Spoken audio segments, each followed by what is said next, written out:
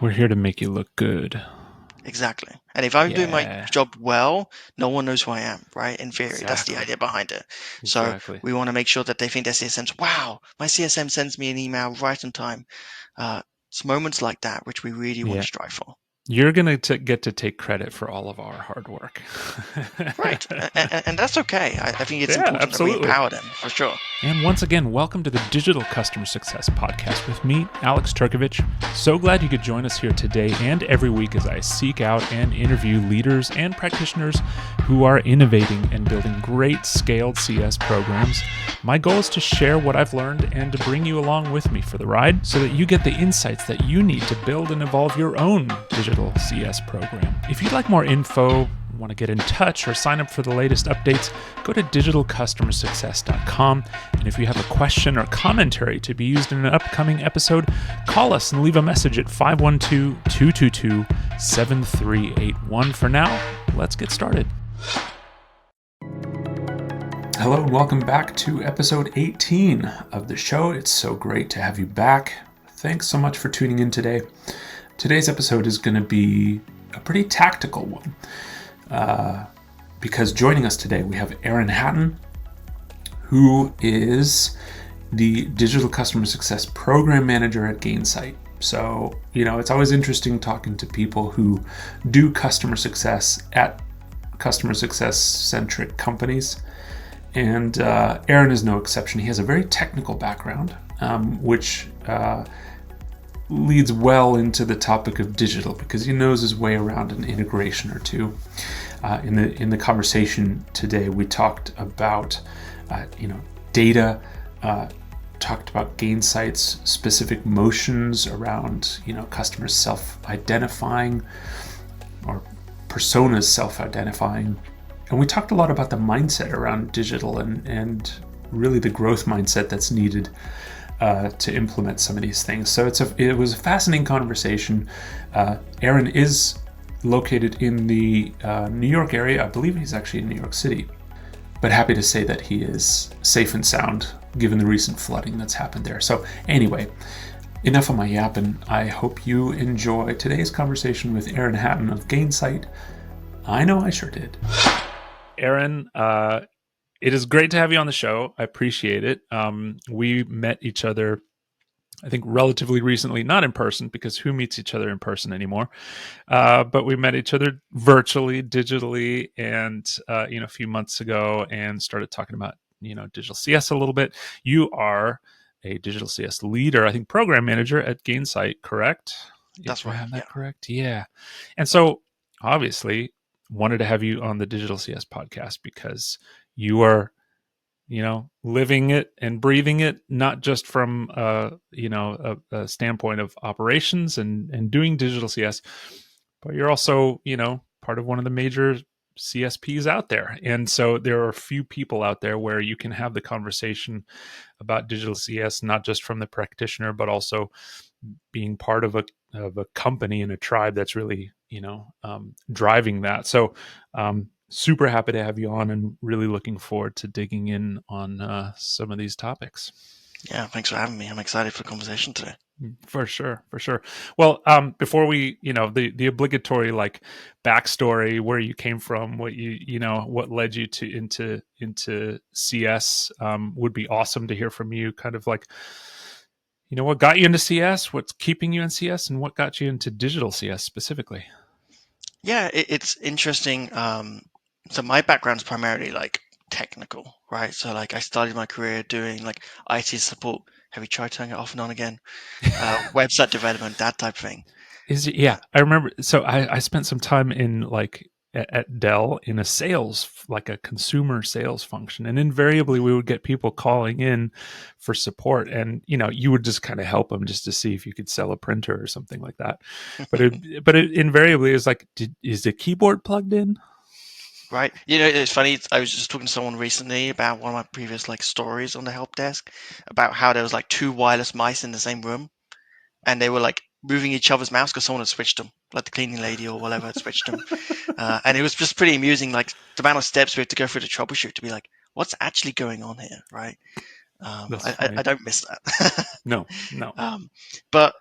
Yeah, it's funny because I really like I started my career on a very technical side, right? Like I know the speeds of USB 2, USB 3, and the lengths and whatever else, right? Yeah.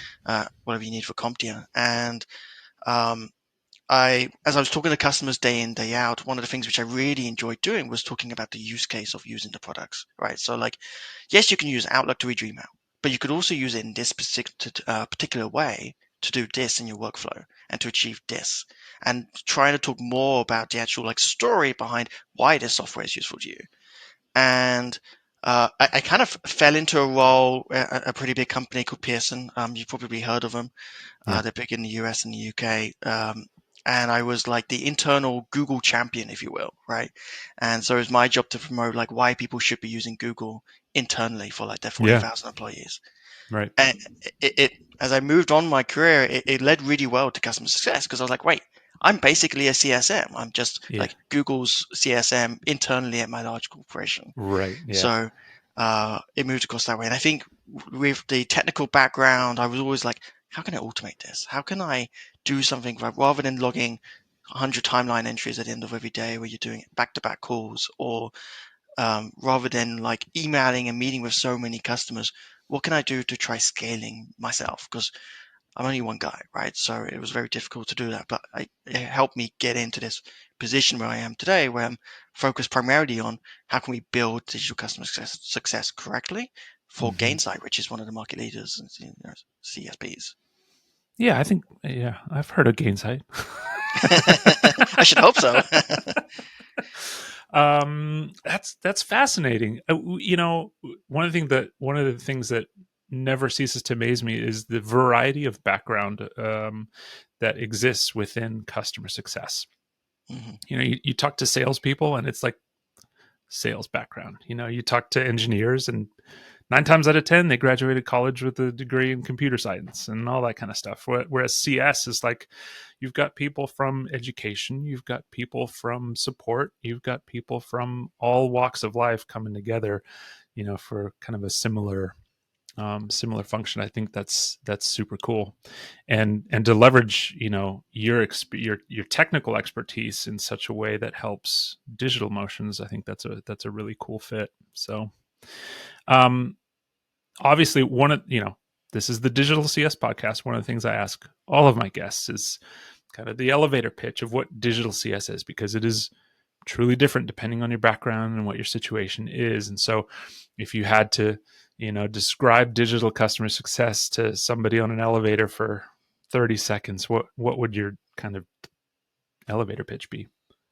Yeah, it's funny. I love listening to your podcast and hearing everyone else's different take on this, right? Mm, And I'm really excited to see what this word cloud you're building like evolves to. yeah. Um, it's funny. I actually have two pitches. I got one for the like non-technical, not in the CS space, which is like For like how would I mom and explain? dad. Exactly, exactly. And it's funny for my dad. I like it makes me sound kind of like cooler than it actually is, right? So for my parents, I just say, yeah, I write algorithms to like create and keep customers engaged and keep buying our software, right? And then they're like, wow, you sound so smart. And I'm like, yeah, it's a little bit modern, but whatever. Yeah. Um, but in the CS space, I typically think of it more as like, and this is forever evolving, but it's creating digitized, automated, personalized, and predictive experiences for customers, right? So, and there's a lot of buzzwords there. I should have thrown in AI and blockchain, but um, it's very much around like I'm a big believer in what can we do to personalize the experience for our customers? What can we do to make it so it's digitized, so there's no more meetings and no more emails back and forth. Instead, they can like self-service. They can evolve using the product themselves. And how can we do it in such a way where it's automated so we can do it at scale? I think that's a big part of it too. Hmm. Yeah. Run those list of buzzwords by me again. That's very, very fascinating. But Uh, I joke, but not really, because they all mean something very specific and very relevant, right? right. So it's about creating digitized, automated, personalized, and predictive experiences for our customers. Okay, well that gets us right into the crux of things, and one of the things that I wanted to talk with you about, which was that combination of digital automation and personalization, which is like the holy grail in digital CS. I mean, you know, there's like the maturity model, if you will, of digital CS, where on the very infantile side, you're sending some emails.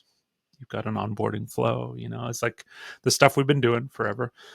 And then on the other end of the spectrum, you've got like really relevant, highly personalized content that's timely, that's all of that kind of stuff. And so um, it'd be great to get just a snapshot of what your brain looks like when you think about that. Like what where do you go in defining what it is you want to do to tie in the personalization to to your digital goals? Is this a data thing? Is this you know scripting? Are you thinking about it creatively? Do you have to jot it down on a whiteboard first? Like, lay it on me. Yeah, no, I think everything kind of goes back to data in digital CS, right? Like having a good quality of data is very important.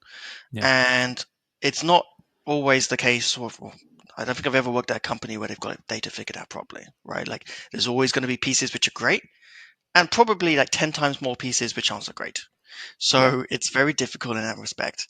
Um, the way which I tend to think about it is, okay, what can I do like as part of the customer journey? What's the next step which needs to be personalized?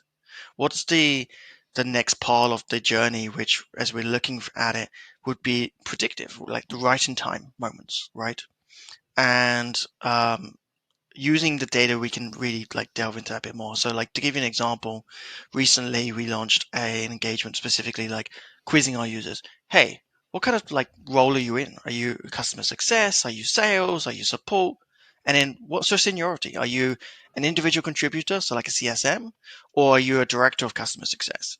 And then the customer's actually giving us that information. We're not having to scour LinkedIn or buy some expensive software which gives us their job titles automatically. Instead, what we're doing is we're asking the users so they can self-identify with, this is who I am. These are the goals I'm hoping to achieve using your software. And with that information, you can then start leveraging that into, okay, so now I've got like personas, if you will, and I can yeah. start targeting that correctly. And you tend to go towards the majority of users first. And one of our use groups is like 60% is one particular segment. So it's really easy to start thinking about, okay, if I'm in this role, like how do I use the software which I'm using, and what could I do to leverage that software better? I recently encountered this modal in Gainsight, Great. and when I did, I got excited because it's kind of it as a user, right? It makes you feel, I guess, kind of special to be able to self-identify a little bit, Mhm. shows some semblance of caring. I think some people might see that as like, well, they don't know who I am, like how dare they? But I don't see it like that at all. And I think, as I've talked about in previous episodes, part of CS is kind of falling on your sword a little bit to get Mhm. to get the information you need to be effective.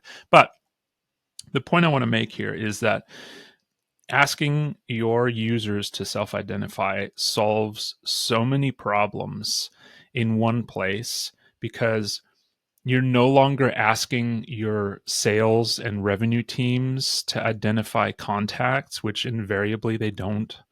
Mhm. You're creating personas that fit. You're identifying on a high level who your admins are, who your executives are, like and doing it in a way that categorizes it based on what your goals are from an engagement perspective, versus like asking people to self-identify on a massive drop down list, or you know free text, which is like the worst case scenario. So I love that element, because it does allow you to then really build off the back of that with probably more confidence than you would if, let's say, your sellers identified who your champions were, and who your admins were, and all that kind of stuff, right? Right, and I think it's more, it avoids the kind of like, humans are accident prone. Like we're going to make Yeah, mistakes, and when you're yeah, trying to get that deal over the finish line, sometimes you may skip a few steps to be able to get it through. Right, this way, there is a risk that your users go, well, I've been a customer of yours for the past 5 years. Why don't you know that I'm a director of CS, right? Why Right. don't you know that I'm a salesman or sales director, whatever? But there's a big opportunity to get the initial information from your users. And ideally, it should be at the start point. When they first sign into the product, that's when they see it. Now, we had the Yeah. unique challenge of having to backfill this data. So we just Right. thought, you know what, let's just go and ask the question. Yeah. But there is a second part of it too, is how do we keep that information up to date? Right. And so what we've done is that particular modal you're mentioning, we've actually set it to run every 6 months. Because Hmm. what we're going to start measuring is what's the career progression? And does our software help influence that in any way? Or what can we do to help improve that? So we're seeing that a lot of people, they're still stuck as a manager of customer success, and they have been for the past 6 times we've asked. Maybe we need to provide more education materials, more certifications, Yeah. more leadership guidance in CS to be able to try driving our customers forwards further. So it's very much around like you want to empower your customers and in a way manage up. You want them to improve in their career and by leveraging your software. That's fascinating. And really almost correlating usage to like career progression maybe, or the things that you've sent out over time. That's cool. How do you, so you're adding a data set Mhm. to your user data. How do you correlate the data you've already collected? Like in the past, surely you've collected the fact that so and so is a champion, so and so is admin, and so is that. Are you thinking about this in a way of like merging the two, overwriting, or it's just like, hey, this is how we're going to do it from here on, going forward? That's a great question, and it's funny because we had this question internally from a lot of our Yeah. like frontline reps, right? The CSMs, the sales, and whatnot. The way which we've taken this particular approach is to not overwrite what we've done today, but to use it as an additional data point. Hmm. So like we are creating some technical debt, and I'm the biggest like believer in don't create a technical debt, don't create too many fields and have hundreds of them. But what we've done is we've also developed a long-term strategy. So the long-term strategy is we hope to consolidate this data over time. Once we've got Yeah. enough responses, once we've got everyone's like fields populated, we can then say, okay, was the data matching up? It was great. Let's clear out those old records. If there's any disparities between the two, then we can then explore like, okay, what do we need to do? And I'm hoping it's not going to be so much of a manual process, but there may be some manual intervention which is needed, and we'll tackle that bridge when we get there. For sure. Man, that's fascinating. I love talking shop with people who know what they're talking about. um, let's take a step back for a second. I'd love to get into your brain a little bit about um, just the high level approach to digital CS at Gainsight. Obviously, we saw a lot of interesting things at Pulse in San Francisco a few months ago. There's the Amsterdam event coming up, which I'm assuming will be very heavy on digital CS as well. Um, and so we've seen this shift over the years that has been very well publicized and is almost becoming echo chambery, but whatever. Of digital CS isn't a segment; it is a strategy. It is as much about helping customers as it is helping your internal CSMs be more effective, et cetera, et cetera. Um, but does that kind of encompass or cleanly kind of describe what the digital strategy at Gainsight is, or would you describe it somewhat differently? Well, let me start by saying this. When you say digital customer success is not a segment, I'm a big believer in that, right? Because when we did think that initially, like a couple of years back, Everybody did, um, yeah. I actually worked for a different company at the time, and it was like overnight I became a CSM managing 300 accounts, and then still like empowered and still believed that like we should be building the strategy and like automating things. It's really hard to manage 300 accounts when you don't Yeah, have a good digital CS motion in place, right? right. So um, I'm a big believer in we should have someone who's able to have that like the build mentality, someone who's able to get these engagements going, getting those automated emails out, being able to build those in-app guides, and then have someone who is like fighting fires, right? Like talking with customers day to day. Now, it's not to say that that person building can't talk to customers. I love talking to customers, and I'll try to do it whenever I can. Sure. But it's very much the case of you want to make sure you've got someone dedicated towards building. Yeah. At Gainsight, we tend to take the same approach to that, right? So we have teams of people which are dedicated towards like thinking about how we can build it.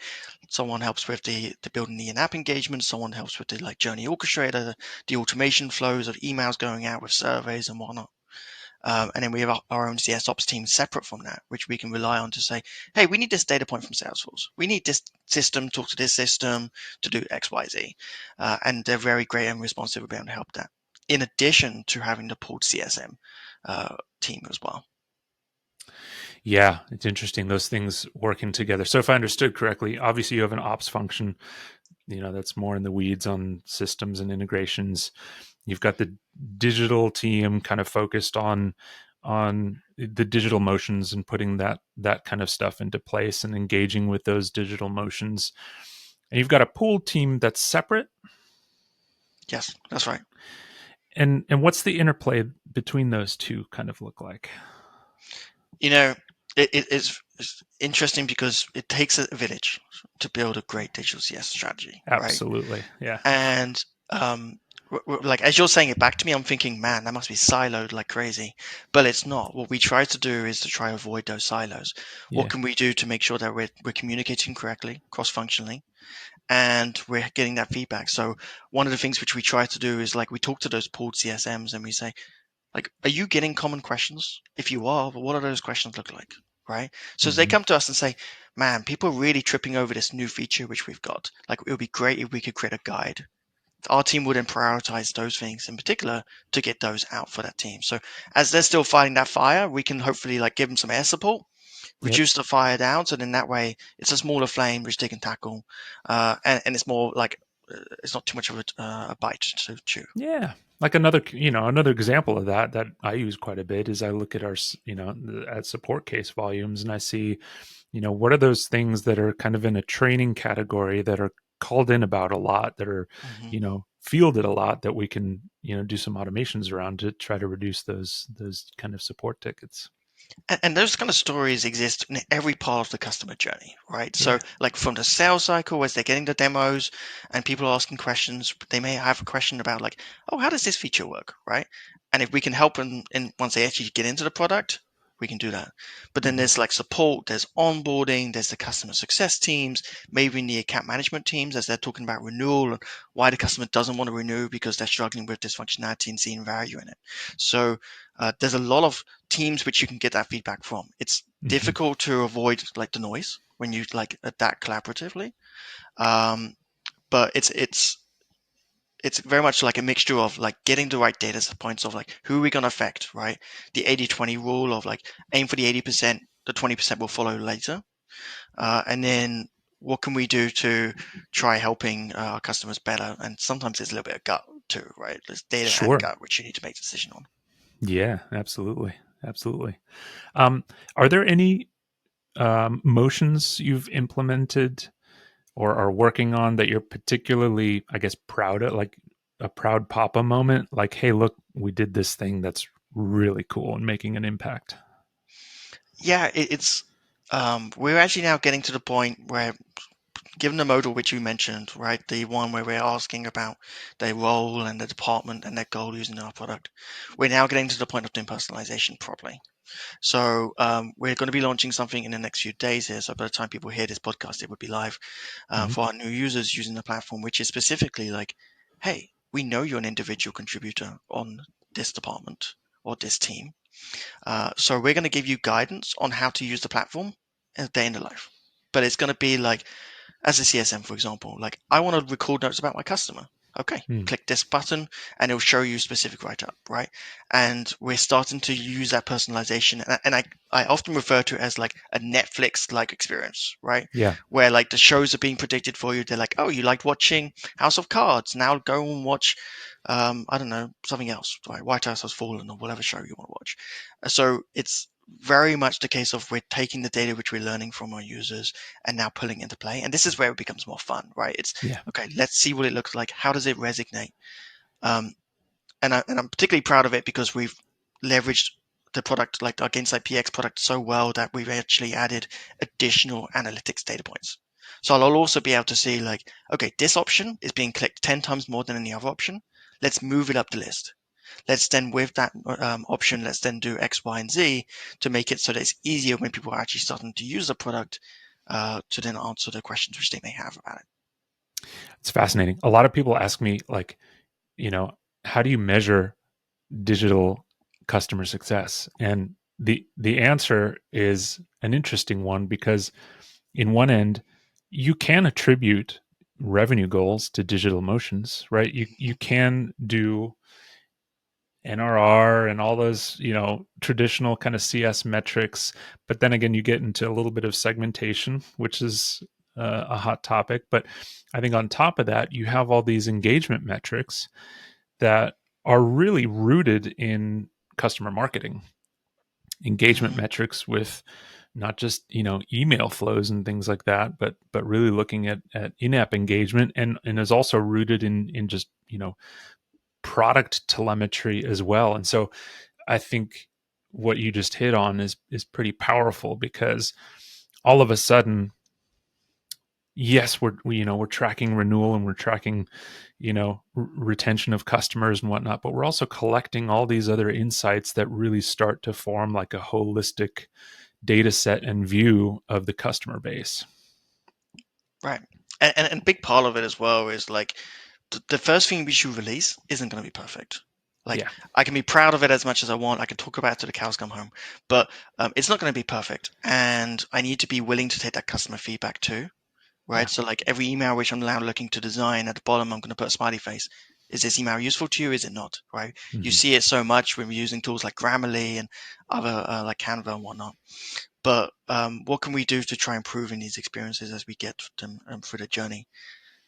There is a big part of digital CS which could be leveraged for stuff like cross sells and upsells and expansions. In fact, I've done it myself. Like, I did one engagement, and it was such a great success. The company's revenue literally increased by millions of dollars a year, right? Like, Mm. it was such a great success, which was fantastic. Yeah. But uh, to provide true customer value, it's not just about selling them something. It's about Right. how can I give them what they really want, what they really need, so they can see a better ROI and get more value out of your product. Mm-hmm. Yeah. Um, it's fascinating how many people tend to be very gun shy when it comes to launching digital motions, Mhm. and I think what you just described of, hey, you just got to do it and see what works, see what doesn't work, iterate, and move on to the next thing is super important, because I think a lot of people give that advice, but I don't think a lot of people really heed that advice, right? Right. um, and I think it can be okay to fail. I mean, that's how we all learn, right? But are there specific things that maybe you've tried to implement that have kind of fallen on their face, or that you've learned particularly valuable lessons from? It's funny because there's one thing which I've been trying to like implement for years, which is this concept of like, the Spotify Unwrapped, which they would do every year, something Hmm. like that. It's difficult to do for most companies because they're getting the right data, getting the right data points, and like I can have a list of 100 data points I want to include, but Yeah. in reality, I probably got 10, right? Yeah. So, and that's the challenge, I think. Um, and it's one of those things where like it's on my back burner. I'm still gonna like keep like asking the product team, hey, have you added that new data point which I need? Are we now Right. collecting it correctly? And hopefully over time we'll be able to deliver something like that. But what I Hmm. would say is like I don't believe in saying that something's impossible. I try to think about, okay, it's not possible that way, but what can we do it a different way, right? Yeah. Um, and we need to look at how our other teams work, right? Like our product teams typically work in agile mindsets, where it's fail fast, fail forwards, whatever term you want to use. And Hmm. that's a big part of when you do and you build digital customer success programs. Start small and iterate, iterate, iterate. And we said this at Yeah. Pulse is like the first version of an email doesn't need to be pretty. It could be Yeah. plain text from your CSM.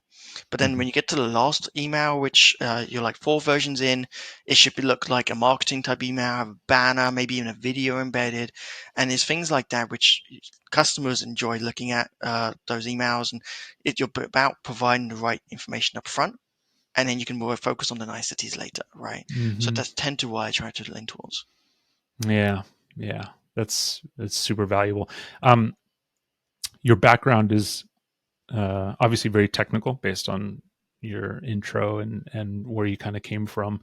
And I know that from our previous conversation that you like to really dabble and get in the weeds in terms of integrations and utilizing APIs and things like that. Um, and I was curious how how big of a presence that is in your digital motions, and are you actively, like, working on integrations on a day-to-day basis, or kind of what does that look like in your world? Yeah, I tried. It kind of goes back to what I just said a minute ago, right? Where like I don't say no to anything. So Yeah. one of the things which we were talking about recently was like running webinars on a pre-recorded way. So you have a video which you launch, people, customers will think it's live, and then how do we collect data of who attended, who hasn't attended, and get that into Gainsight in a way which we can then do the next part of the journey, like send them an email, in-app engagements, whatever else. And we've actually started building like an API connector into Zoom to be able to Mm, then say like, okay, let's grab this data, let's put it into Journey Orchestrator and start sending out yeah. emails. Yeah. I did a really cool one. You'd love this. I know you're a big swag man. Hmm. We integrated with one of our partners called Sendoso, and I set up in such a way where a customer signs the deal. We have the decision maker on the opportunity in Salesforce. So inside of Gainsight, using the APIs and the external actions and whatever else, I can then say, okay, send them an email, which will then say, hey, give me your address. I'm going to send you some swag, Yeah. and we send them all sorts of different branded swag based on like how much money they've spent, what segment they're in, all sorts of things. Hmm. Stuff like that I really enjoy doing because it's a challenge. It's something which someone goes, well, it's not possible because we're not integrated with this company. And you go, well, it is possible. Give me the API. Give me like 2 or 3 days, and I'll see if I can figure it out. So Yeah. that's what I enjoy. We do some things really well. We do some things maybe like they're a little bit harder to overcome the challenges. Hmm. Maybe the APIs aren't there, right? Hmm. Uh, but we try to do it wherever we can. If we can do it natively, that's always the best option. But sometimes you do need to just like open the hood and start tinkering. Yeah. And I mean, those are the things that end up being like super impactful. I think, and I think that's where growth mindset comes in a little bit here as well, because there's a lot of things where you lay stuff out, it looks great on PowerPoint, and everybody loves it, and then it's time to implement it, and the person or people or team that is implementing it, you're really kind of at the mercy of their skills, their attitude, their ability to kind of take something and run with it, Hmm. to implement it. And I think this is where you really grow a digital strategy. Is like you start, right, you start and you iterate and you build upon it and you add more things and make sure everything's working and sticks to the customer journey. But then there are those really cool things that you kind of aspirational things that you want to go tackle, like integrating swag into your digital motions. How cool is that, and how impactful is it?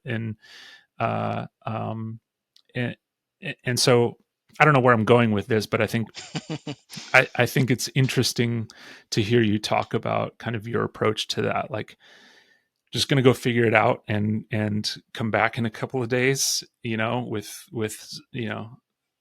having consumed 5 pots of coffee, Right. and you've And, got and you've it's got a funny solution in because place. there's a great speaker. He writes a book. I've got it here on my shelf to my right. Dan Heath, and it's called The Mm, Power of Moments. yeah. And he talks about like the customer experience. Like there are going to be highs and lows throughout the experience, but it's our job is what can we do to maximize the highs and minimize the lows as much as possible, right? Yeah.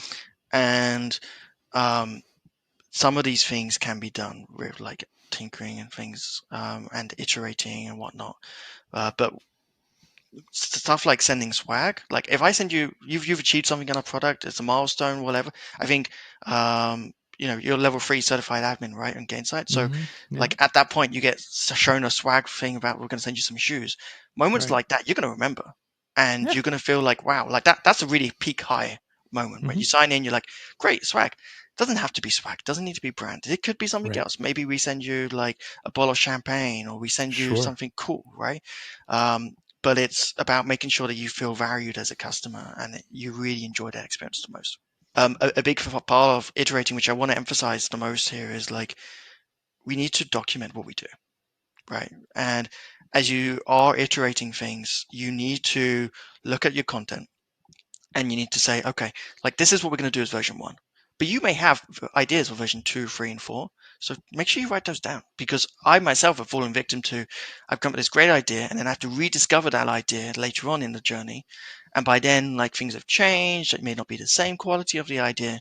And then someone else reminds me of my original idea. So Hmm. I'm a big documentation guy. And I try to make things in such a way where, like, as I'm planning, it's in documentation. It's in like a Yeah. doc, or it's in code, or Notion, or whatever it is. And I'm building it out. I'm trying to get it emphasized. And then when it comes to the team to build it, like I've got the who, the what, the why, the how. It's all in there. It's all detailed very clearly. And then once we publish it and launch it, we share that documentation internally so anyone Hmm. can access it. Hmm. And it's a big factor. And maybe this is the IT guy behind me. Like it's the bus factor, right? So like I live in New York City. The likelihood of me getting hit by a bus is probably less than a yellow taxi. But it's very much the case of if I get out to my front door today and I get hit by a cab or a bus or whatever it is, how can someone pick up what I've done and carry on and implement the next iteration as well? Right. Yeah. And instead of having to do that detective work of, this rule is doing XYZ, and using data analyzer to figure out where a field is, blah blah blah blah blah. It's all there in the documentation. I think that's something we can all aspire to. So kudos to you for Yeah, that. thank you. And it also helps with my role in particular because I tried to build everything in public. So if you are to go to like our Gainsight Game Changer community, everything which Hmm. I've built, so like the how do like your role and goal, the welcoming guide, which I said was going to be launched in the next few days, I've got community posts on those. Well, I not only show like the logic, the thinking behind it, but also like I'll share the code snippets too, because I think it's Cool. important for us all to look at these materials and go, okay, I may not want to use this to ask about personas. I may not want to do this for a new customer welcome guide, but I will use that style, that format for something else. And it may be Yeah, cross sales expansions or whatever, but I think it's good for us to share as practitioners amongst ourselves in the community and look to each other for inspiration as well.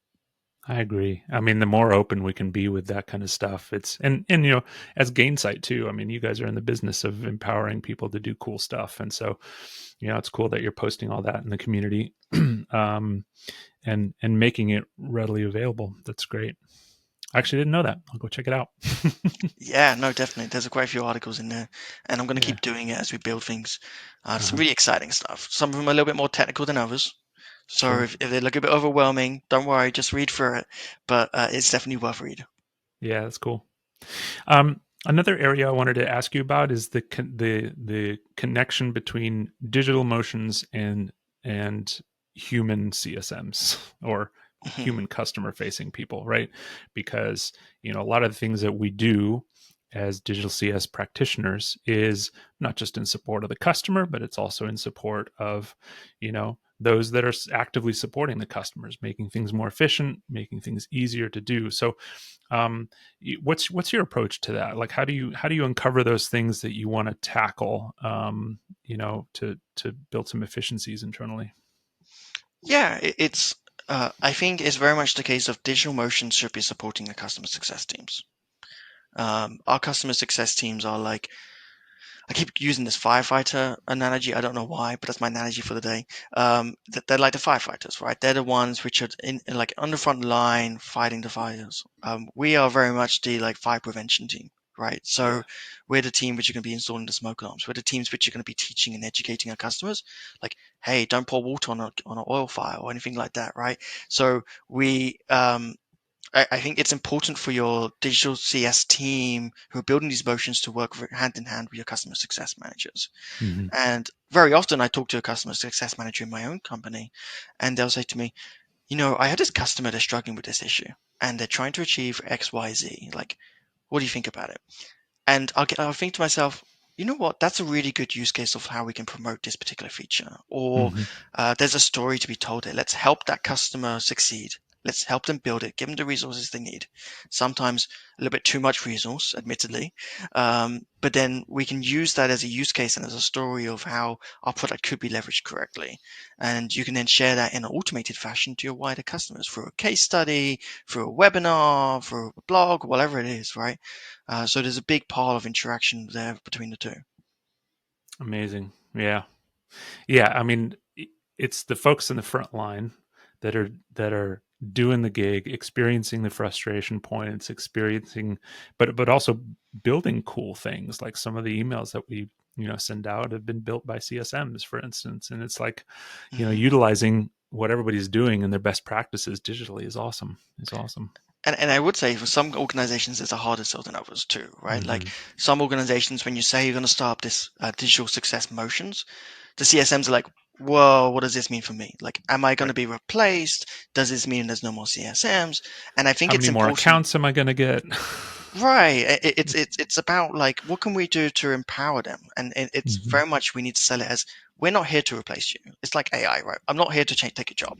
What I'm here to do is make your life easier and to make it like as much more successful with little and less work. We're here to make you look good. Exactly. And if I'm doing my Yeah, job well, no one knows who I am, right? In theory, that's the exactly. idea behind it. So Exactly. we want to make sure that they think their CSM's, wow, my CSM sends me an email right on time. It's moments like that which we really want to Yeah. strive for. You're going to get to take credit for all of our hard work. Right. And that's okay. I think it's Yeah, important that we absolutely. empower them for sure. Uh-huh. I agree. I agree. Well, look, I've massively enjoyed this conversation. As we kind of round out, this episode, I wanted to get a sense from you what your content diet looks like. How do you keep yourself on top of things digital, business, whatever that may be? I know you already mentioned Dan Heath's book, which is a good one, and we'll Mhm. link it down below for sure. But what else are you listening to, reading, all of that stuff? Yeah, I try to digest as much as I can. Admittedly, like the Digital CS podcast is probably one of my go-to podcasts at the moment because it's just long enough that I can listen to on a car ride. Yeah, So that's really useful for me. There cool. are a number of different sources as well out there. Like I'm in this unique position, I can talk to customers, so I get a lot of customers and stuff. But Gainsight does a great job of like our pulse events, publishing the materials for free, so you can go check them out and watch the pulse sessions, which are going up customers talking about what they've implemented. And then there's this, as I'm looking to do more in-app stuff, I've explored and learned more about this product-led growth methodology, right? Mm, And there's a chap there called, I've got his book here, Where's Bush? And this one's talking about onboarding, it's product-led onboarding. And it's actually pretty interesting read to like think about how we can use digital customer success with that mindset in mind. Uh, and what we can do to leverage that. So I've been really enjoying reading his book and learning more about what they're doing through their. He has a product-led podcast as well, which I've started to listen to, but not really got through just yet. yeah, cool. That's awesome. That's great. Um, this is your opportunity to give a shout out and some kudos to people or organizations that are doing cool things in digital CS. Is there any person or group of people that stick out to you in terms of leading the charge? You know, it's funny. As I said, I'm in this unique position where I can see, like, talk to customers and be in like a consultative voice, Hmm. right? Hmm. Um, there are some great companies I know, like Ultrix and Okta and a few others are doing things really well. I can't remember the name of the company. I can't remember. There's another company out there. What they do is they build publicly as well. But they're not Yeah, in the game of a CSP. They're actually just like a customer themselves, and they yeah. have their documentation available online, so you can go and Are you review talking it. about GitLab? GitLab, thank you. I didn't want to get Yeah. it wrong. I No, was no, going to no, say no. Yeah, GitHub. So no, GitLab. yeah. The GitLab do a great job as well. So if you haven't seen that documentation as a practitioner, do go check it out because it's some great materials and resources in there. I'm gonna go look it up real quick because I have a link to it. I too have it bookmarked actually. It is episode 4 with Jeff Beaumont. Go check out that episode. There's a link to all of the resources. In fact, I'm using it to redesign our course scorecard right now. So it's good stuff. Excellent. Well, lastly, I know you mentioned that you publish openly in the Gainsight community. Obviously, you're on LinkedIn. How can people engage with you, interact with you, and check out what you're doing? That's it. I will not accept this new X name on Twitter. So I've completely given up with Twitter, or X, or whatever you want to call it these days. So I'm primarily in the Game Changer community for Gainsight. I'm on LinkedIn. If you want to reach out and ask questions about like, hey, what's best practices, or what have you seen, I'm always open to those conversations. As long as you don't mind sharing what you guys are working on as well, I think that's always useful. It's collaborating, but they're the two best places to get me. That's cool. Yeah. Well, Aaron, I appreciate your insights and your contributions to the community. It's definitely cool to kind of nerd out on some digital CS things because I try to talk to as many different people as possible, and so I've talked to a lot of leaders and some operations people and marketing people and whatever. But actually, getting more practitioners on is definitely a goal of mine. So, thanks for joining and sharing. Yeah, it was a pleasure speaking with you today, and it's exciting stuff. I'm hyped up now. I got a very productive day ahead of me. Thank you for joining me for this episode of the Digital Customer Success Podcast.